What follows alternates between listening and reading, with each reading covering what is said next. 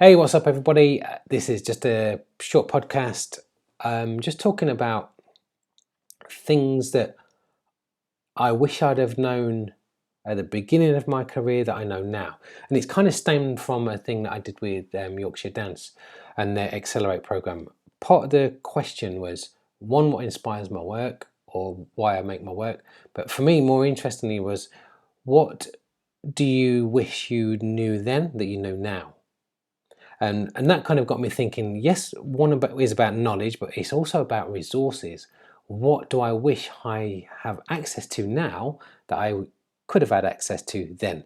And so there's some of the things that I'm just going to talk about through this little podcast. I'll split it up into sections so you can click on it, click off it when you get bored, when you get inspired. But most of all, just leave some comments. But also, if you're all if you've got a career, you're in the middle of a career or you're at the end of a career, also add some things, some nuggets of information that you have found that are invaluable. It can be something that I've not said, and you could bounce off some of the things I've said. So yeah, it's just really a bit of fun. I want to help out, want to hand back, want to give people some insights into what what went on. I mean, the first thing, number one, I'd say, just wake up with gratitude every day, knowing that you're doing something amazing, knowing that you're being creative and you're being in the space of doing what you've always wanted to do. I mean, not always wanted to do, because you might not have always wanted to perform or dance or work in the creative arts, but just be amazed the fact that you create the future. That's kind of what I want to say, is because we have this, humans have this amazing gift of, we think it, we solve the problem, we make it, and then it manifests. Some people just do that for other people. So if somebody has, I don't know, a clothing factory, they have this idea of making lots of clothes and lots of money, but somebody else turns up to realize their dream, but you're realizing your own dreams. And it's such an amazing thing to be able to live life as a creative. So sometimes, yeah, it's crap. You've got no money, or you're doing this, or you've not got any of the work coming in, but I'll go on to those later. But really just appreciate it and have gratitude that every day you get up, you're doing something that you love, something that you want to do. And all those bad times, just think about that thing of, this is my purpose. If it's not your purpose, do something else. That's probably one of my, I suppose, bigger tips, in the sense of, it's a bigger story than just about dance. Number two, I say be hungry. Be really, really hungry. Try everything, do everything. Have a focus, so you know that you're going one direction, but actually you might not go there. You'll weave your way around to get there. Enjoy it. Enjoy the process, because it's so much easier to pivot when you're an earlier part of your career than when you're at a later stage of your career. You might have a company, you've got people's livelihoods, you've got critics, you've got funding, you've got this, you've got that. Pivot and try stuff in your early career. It's almost like you have the focus of a dog, and then there's the focus of a lion. Now, what I mean by that is, if you've got a bone, like a bone with meat on it, the fact that if you're throwing the bone up like this and you're in front of a dog, the dog is going to be watching that bone, watching that bone, watching that bone. You're throwing it up, boom, and you throw it. It goes and runs after the bone. It will go and run after the bone. However, if you're standing in front of a lion and you've got the same bone, boom, the lion's going to be completely aware of this bone, completely aware of what you're doing. Boom, you throw it. Do you think it's going to go and chase it? It knows what you've done, but its eyes are on a bigger prize. That's you. So know where your destination is. Be aware of all the distractions, but don't necessarily go after them all. Be focused on what you want to do. And I suppose number three is, have lots of tentacles. Try lots of things. Try and stick to lots of different things. Some of them will stick, some of them will come undone. So that's a very short one, number three. tentacles.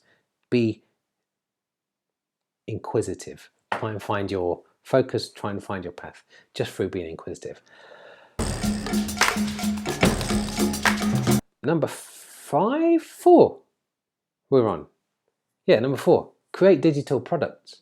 And I know a lot of you are thinking, a product? I'm an artist, I don't create products. Well, you do. Think about the word production. It has product in it. So you are always making something, you're creating something, but it's about how you exchange money for that product. For example, if you're doing a performance or teaching a workshop, you have to turn up. It's always exchanging for your time. So what I mean about digital products is like a t-shirts with logos, t-shirts with things that you like. And maybe some of you are thinking, oh, that means I've got to buy all that stock of t-shirts. They're going to be sitting in my garage or my spare room just gathering dust. No. So there's such websites like T-Mill, where you basically have designs, logos, slogans, whatever you want. You upload them, and then if somebody comes along and sees one of your designs, or you market it, it can be part of your website. You can put it out on Instagram, wherever. Come part of your website, and they order it directly through T-Mill. T-Mill do print to order. So they'll print it and they'll send it to the customer. So you don't have to exchange any of your time for that transaction. Also, things like lesson plans, or helping teachers with, creating lesson plans, or creating a lesson that's online that people buy, that people contribute to, creating a group of people that are, that you create webinars for, that are either less experienced than you, or it's basically a group of people that exchange ideas with you. So when I say digital products, it's about creating something that you can sell. Sometimes it seems a bit of a dirty word, where it's like, I'm not selling anything, but yes, we're always trying to sell our art. So something that you can exchange for money, where you don't have to turn up. Because what that's going to allow you to do, that's going to allow you to do some of those jobs that are maybe not as well paid as others, or actually sometimes, oh, can you do this for free? The exposure will do you good. I'd kind of say don't ever work for free, but the caveat in that is you might want to help out a friend. You might want to help out somebody that actually, where the work, you love what the work is, and they might not be able to afford to pay you. But if you've got an organization you know has got money, do not sell yourself in the sense that you're selling yourself for nothing, or at least have some sort of quid pro quo thing where you can get something in return, rather than it's just about the exposure. Yes, they might give you space, but don't do it for absolutely freeness, absolute nothing. Build your audience independently of any artistic director, of a venue, of somebody else's say so. Now, what I mean by this, and this goes into a little bit of what I wish I'd have access to back then. So when I started making work, there was no such thing as the internet. Can you believe that? So what I mean is, we relied a lot on people liking our work, or people liking us, people liking what we were doing. And those decision makers, traditionally, they'd go around the country, they'd go around the world shopping for culture. Then they'd come back and say, this. Oh, and you're part of that club. And we were completely reliant. Yes, we had to make good work, or we were making good work, but it's on other people's, or I suppose, gatekeepers' opinions. And now that's completely different, because anybody can go onto the internet, they can search for culture, engage in whatever they like. So people are a lot more aware of what is out there and what you can do. But what I say is about building your own audience is, it's great to be venue based and think, okay, I need to impress this artistic director to have my work there. But actually, you should really be building your audience independently and not relying on a venue to do the marketing to their existing list, because that might not be your that they might not be your audience. And the fact is, when you have that situation, you then become a risk. We're not going to program you because you're a risk. And there's so many times that I've heard that it's risky, especially when you're starting something new or creating something new. Like we were creating a hip hop theatre and working in that genre of black dance, and people thinking, oh, that's risky. But now, if now I'm kind of using the internet and using the web and using that to build my audience, because even though I'm not necessarily touring theaters, because it's a bit of a backward economy anyway, always has been, it's kind of flawed. I'm putting my work out there in different ways and connecting in different ways.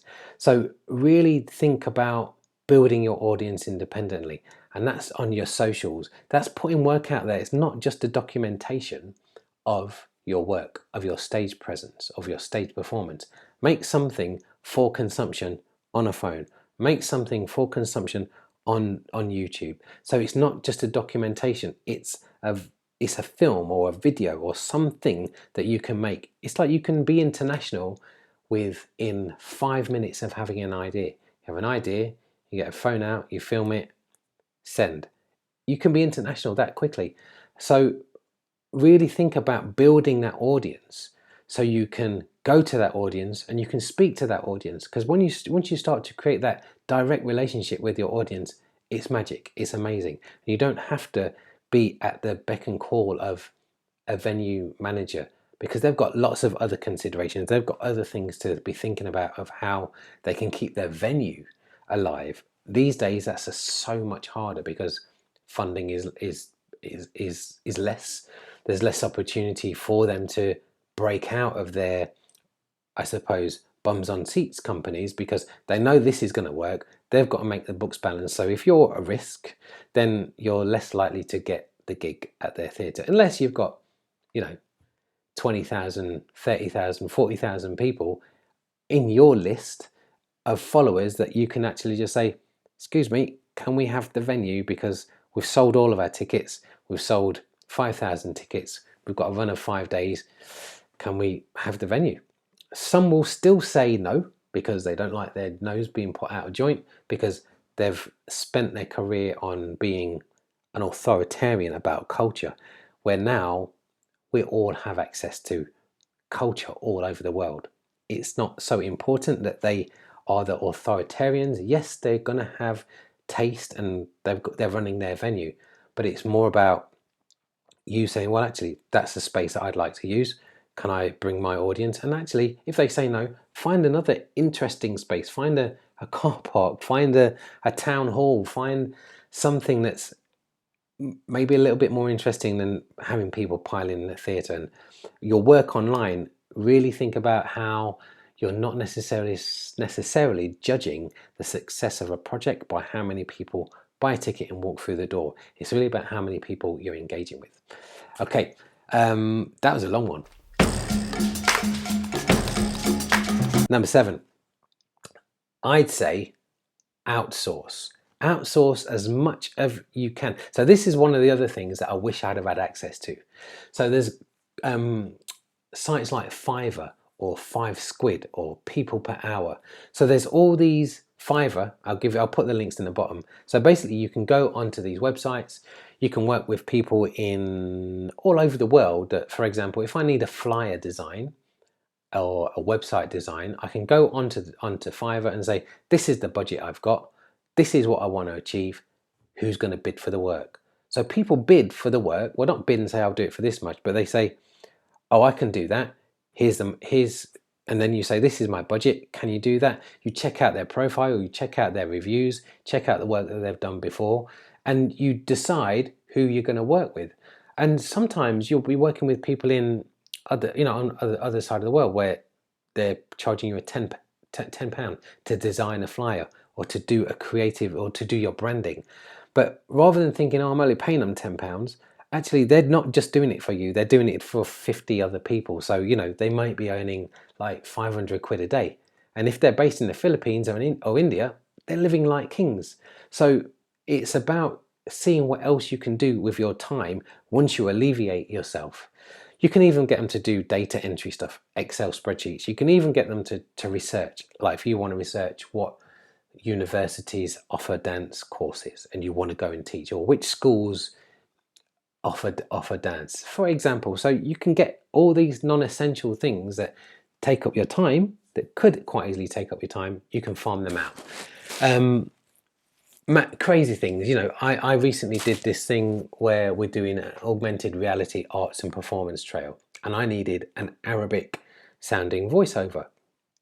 I went on Fiverr, found this guy that does voiceovers. He's an actor. Boom, £12 for me to do it. And I worked with him. I said, "Oh, can you do this passage a little bit more?" And sometimes, you know, you can do a Zoom or a Skype call and say, "This is how you want to do it." You can direct them.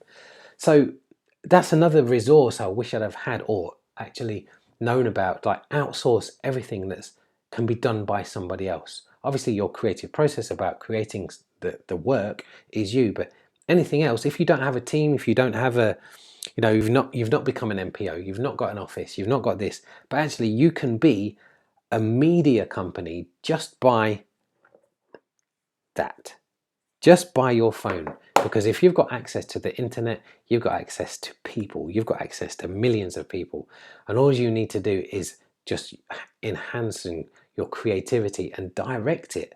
So people, you work with people that are interested in the work that you do. Okay, I hope you're getting some value out of this, because I'm going on a little bit longer than I thought I would, but I love it. This is, you know, these things are out there for you to learn and for you to take up. But one of the main things that you do, probably, you know, 98% of you are not going to do anything about it. You'll just go back to, like, where's my next funding application? Where's my next gig? And Bob, you know, poor me, poor me. You don't have to. There's this great quote by this marketer, Seth Godin, and he talks about, don't wait to be picked, pick yourself. Don't wait for somebody else to approach you. Just always be out there doing stuff. And if you don't know how to do it, find somebody else that does. Don't read reviews. If you're a dancer, if you're a creative practitioner, don't read reviews. I tended to do that when I started, but soon gave up, soon stopped, because at the end of the day, they're just opinions and they don't know you. They don't know what you're going through. They don't understand your process.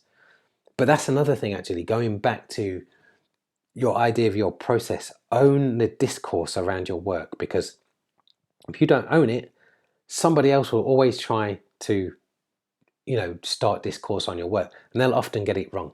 You want to be in control of that discourse, and that means putting content out there, talking about your creative process, talking about how you're feeling about this piece that you're making.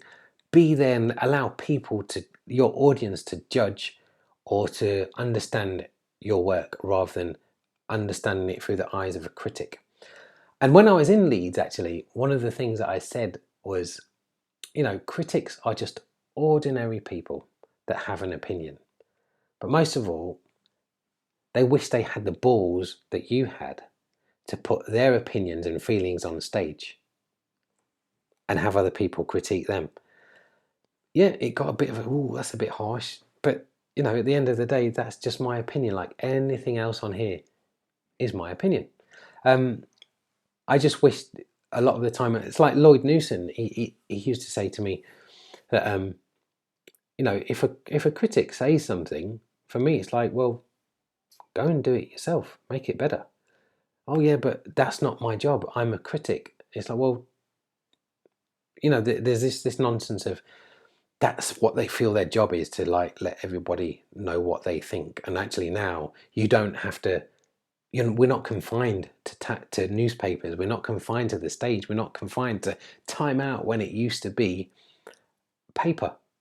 You can have your followers. You can have people leaving testimonials. You can leave your own, where people can make up their own minds about your work or about going to see it, rather than reading a critic or reviewer's thing in the newspaper or in print or online, because it is just their opinion. You've got hundreds of other people that people can go to validate what you're doing before they go and see it. So open those channels, make sure you're on it. Finding the right team, and that can be people that you kind of hire on a, you know, on a daily basis or on a monthly basis or by a project basis. And I say find the right team because the people that are around you don't always assume that they have your best interests at heart. Sometimes they are actually just turning up for the check. Yeah, it's hard when you kind of realize that, but sometimes they are turning up for the check. But one of the really important things, this guy that I follow, that I watch on YouTube and been to a couple of his conferences, a guy called Roger James Hamilton, and he has this concept called wealth dynamics, and it's to do with the psychology and the makeup of people. So they run into this. He has four main different categories. One is a dynamo genius, and they're people that create. They create a lot of the time. That's me. I'm a creative. Our problem is we create lots of ideas, but we're really bad at finishing them. I mean, there is some crossover in some of these where you'll work a lot on an idea and you only think, oh, that's not working. Then you'll start another one. And actually that idea needs taking on by one of these other geniuses that know how to connect people, that know how to talk to people, that know how to, when the timing is right, to pitch it to somebody else. So the dynamo genius is something that obviously a lot of creatives are, because we create. And as I say, there's a space in some of those businesses and some of those organizations where you as a creative can just blow their minds, and you'll come up with an idea. It's like, I had that idea about in 2 minutes, and they were like, wow, yeah, you can be the driver of something because they don't have that in their organization. So one of the next things is a steel genius. This is going back to the Roger Hamilton thing, and this is about how you multiply an idea. So you might think, okay, I've got this idea and it's for that, but one of these, steel genius can see the idea and it's like, no, we can do this with it, we can do this with it, we can do this with it, we can tweak it slightly, and we can do this with it in another industry. So you're connecting with people that don't necessarily, they're creative, but you don't necessarily see the things that they see. Then we've got a blaze genius, and they're supporters. They're people that support your work. They help you get to where you want to get to. That doesn't mean to say they're another creative, because the worst thing to have is too many creatives on your team, because everybody's great at creating ideas, or create ideas, and you won't finish any, you won't actualize any, because everybody's just creating ideas. And that's the worst. You can have an administrator or a manager that, because they're interested in the creative industries, are creative, and you'll be creating things, and in the back of their mind, unintentional, it's just because of their makeup, they're creating products or things for themselves, or creating things that, oh, this should be done like this, I could do it like this, when actually you need a blaze genius that is creative, but they're going to support you in creating and being creative in your way. And then you start to build all these other people around you. Then you've got the tempo genius. They basically, it's all about timing. It's knowing when to talk to somebody, knowing when to connect to somebody, not being too early. Because sometimes you can have an idea and it's like, you speak to an organization about it, 2 years later, they're doing it. Yeah, it's happened to a lot of us before. And that's because they're not ready. That's not because you're not ready. It's because you need to kind of find out those places and those timings where it's going to happen, where your idea is going to grow. Okay, prepare for not being flavor of the month, if you are now, because there'll be a time when you're not, and you'll need to find a way that you can still sustain yourself and still reach the people that you want to reach. So when in 2012, when we were an NPO, we got a funding cut, along with lots of other established companies that had been in the UK as dance companies, theatre companies, as organisations for like 10, 15 years. And we were one of them. And one of my things that I got quite annoyed about was the fact that so few people around a table making a decision made that decision for so many. And I still wanted to be able to reach my audience. I still wanted to put my work out there. So I kind of started to look at other ways that I can do that. And one of the things was I took a step back, because I didn't want to go back in to that arena and not have it on my terms. So I took a lot of time out. I was working with Dance United. I was still choreographing. I was still teaching there. I was still doing stuff, but I wanted to be able to reach out and have it and own all the things that I'm saying, own the discourse, have your own space. I'm getting to the space later. You build up your audience. I wanted to be able to reach that audience in the same way. And one of the things that I'd been going to was a lot of tech events and just realizing the things that they were doing, like I'm doing now. I'm talking to you online, you're watching it, maybe you're disinterested, you're listening to it on your headphones, I don't know. But it was about how can I still reach my audience without having to go through a theatre. So I started to get into digital, I started to get into live streaming, and I basically created this ecosystem where, yes, I'm building up my audience. I have my own way of reaching that audience. So I started to teach online, live online. And again, some people, it's not going to be for everybody. Other people will say, oh, I need to be in a studio being corrected, smelling the sweat and hearing the music. I'm not too sure about the sweat and hearing the music, but you do need to hear the music. But that's not a replacement. What I usually acquaint it to is if you've got a musician, they'll have if you're in a room of musicians and I say, which of you has an MP3 out there or something that we can download to find out about your work? 100% of the room is going to put their hand up. Now, if I'm in a room with dancers or actors and I say, how many of you have got a digital product so I can find out about you other than a website? Because websites, people don't read these days. They want to interact. They want to find out about you. I'd probably be lucky if 5% of the room put their hand up. But it's really, really, really important that, the equivalent, it's really important that you kind of get to grips with putting work out there that's not just for the stage or not, that is not live. It's like, can you imagine asking, again, a group of musicians who only does live, or musicians saying, I only do live, and then at the end of that live experience, my concert or my work goes off the edge of a cliff and you can never see it again unless you raise loads of money to revive it. That's what we do as performers. That's what we do as dancers. It's what we do as actors when we're creating our own work. It's like we create it, we tour it if we're lucky. It goes off the end of a cliff, never to be seen again. Sometimes, if you've got that, that ability to kind of keep redoing it, and people want to see it. But yes, you can do that. But actually, you can have work out there that is doing that work for you, building your audience. If it's digital. Get your own space. A lot of you are thinking, oh, how the hell do I do that? Well, that's what I thought years ago. I've been into property for quite a while, commercial and residential. And one of the things that I've learned about that is now when I walk down the high street, there's so many empty properties. There's lots of empty properties because people are going out of business. And that's due to, yes, people shopping online. Wages have been frozen for over 10 years. There's more things to occupy our time in the house, so we don't have to go out.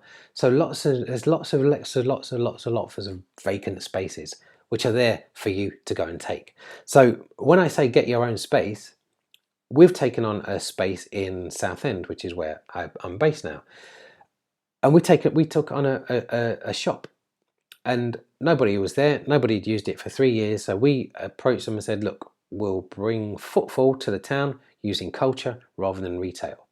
And they said, yes, you're going to have to pay service charges and you'll have to pay rent. But the caveat, because I knew about property and some amazing work that I'm doing with an organization called Respace Projects. They basically respace properties, empty properties, and turn them into community hubs of innovation. You can use them, the community can use them for free if they're not funded. There's so many amazing things that they're doing that I've been learning from them. That's how I ended up getting this space. So we've just actually, Respace have just won an award for the best use of space from the I'll come back. I'll put the link in. I can't remember who the thing was from. But actually, we've also had Noam Chomsky comment on the work that we're doing at Respace. Anyway, going back to getting your own space. Landlords, this is probably a fact that a lot of you don't know. Landlords, if they've got an empty property, means that they're paying business rates. That means it's costing them money when it's empty. So your approach to a landlord of an empty space is, we'll stop you, we'll save you thousands of pounds a year just by being in your space as creatives. Now, not a lot of people know that, And this is something that I'm really eager to start to build a network. So if you need more help with that and thinking about building this network that is also going to be digitally connected, you need to get in touch with me. You need to get on it. And again, I know 99 out of 100 of you are not going to do anything about it, but that one of you that's interested in getting your own space that you can then hire out, that you can then make your creations in, that you can then build a community around your space, get in touch. Because myself and Respace, that's what we're doing. That's what we're doing now. We've got a project in Gillet Square if you live in Dalston. We've just had a one in Peterborough that we've closed down. We've got this one in Southend. We've got another one in Canning Town that we're just closing down, because sometimes they're temporary spaces where people are there for a short time and then we move on to the next project. Yours could be the next one, so get in touch. I always remember this comment. I spoke to Akram Khan, and one of the things that he said to me, that Farouk Chowdhury, which is the producer, which is the other, I suppose, the other half or the driving force behind Akram Khan's company, he said to Akram, leave the country. And it was about him going to find out and go and work in Belgium. And kind of that's always stuck with me. And it's almost like, you're never a prophet. There's this saying, you're never a prophet in your own land. And going out, if you're based in England, if you're watching this in England, because this is what I'm kind of mainly basing my comments on. If you're in England, we are a little island and we have our ways of doing things. But if you go out, explore the world, see how they do it. So I worked in France for my second contract. They have this system called Asadiq. Maybe I pronounced it incorrectly, but basically it means if you get enough hours, contracted hours as an artist, and then you're out of work, they pay you your unemployment benefit, but they pay it at a really high level. So you can continue to be an artist and collaborate with other artists until you get another contract. They don't force you to go on job seekers. They don't force you to go and get a job waiting tables, or you're not forced, I should say, to go get a job waiting tables. You can still be an artist. I think they have a similar one way in Holland and Denmark. But my main thing is, go and explore. Leave England. Leave England. Have your own Brexit as an artist. Just go and I'd say your own Brexit, but part of that is about isolating yourself and cutting yourself off from the rest of the world. I'm actually saying the opposite. Go and explore the rest of the world. Go and find other things. Go and see what else is happening out there. I'd really, really, really urge you to go and look and explore the world. Find alternative routes to distribute and finance the work, which I've kind of touched on with the whole crowdfunding thing and also the digital thing. What I mean as well by that is try and create alternative income streams. So you're not just relying on, yourself turning up for the gig to get paid for it. It's what can people benefit from your input. A lot of artists talk about, it's not about the money. It's not about the money, and I love doing my art, and I understand that. I can appreciate that. But however, I've been comfortable, I've been wealthy, and I've been broke, and I know which one I prefer. So even if for you it's not about the money, it's not about making money. Think about those causes that you're interested in supporting, or or things that you're interested in funding. You might enjoy traveling, so it's not about the money about you earning or being rich, but actually you're quite interested in traveling and seeing the world. So think of how the money that you're earning is being funneled into that, and thinking about those alternative income streams. Just push it towards that, and think of how many different ways you can make some extra cash. Again, make a list. Make a list of 20 different ways, and some of them might be completely absurd, but as a creative, I know you're going to find the solution. Fail.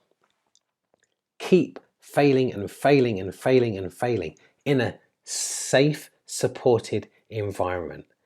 Obviously, if you fail and you're exposed, be with people that are going to support you, that are going to push you, that are going to pick you up, and that you're going to get up, because there's a difference between failing and being a failure.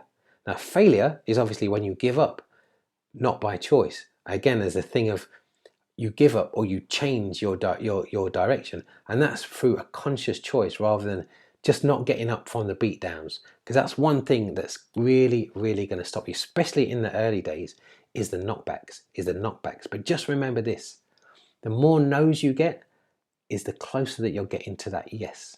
So I'd say fail, and fail royally, because you can always make it better. Because if you don't get there, if you don't push yourself, and you don't push yourself to fail, you're never really going to discover anything else. So really dig in, dig deep, lean in on those people that have done it before. And this is another thing. In business, no, at school, what am I talking about in business? At school, people always tell you not to copy.